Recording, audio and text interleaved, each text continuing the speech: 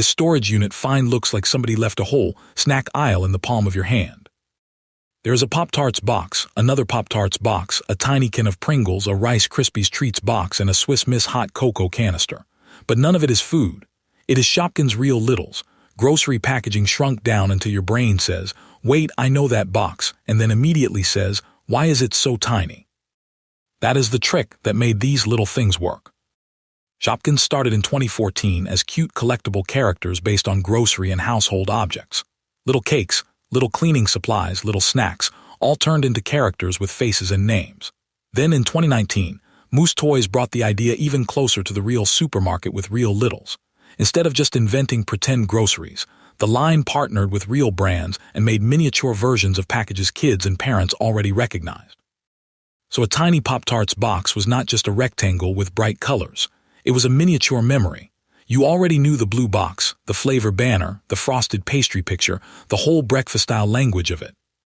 And this group has a very specific pantry energy. Brown sugar cinnamon Pop-Tarts is the classic toaster pastry comfort choice. Frosted strawberry is the bright red one almost everybody recognizes.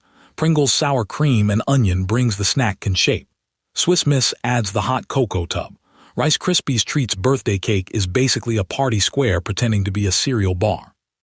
Together, they are a tiny grocery run with no checkout line.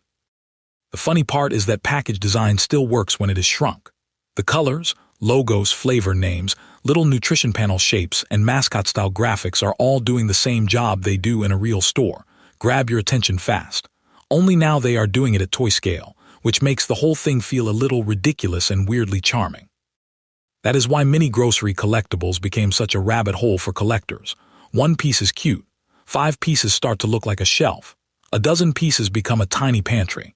Before long, people are sorting them by breakfast food, freezer food, snacks, drinks, and things I definitely remember seeing in my parents' kitchen.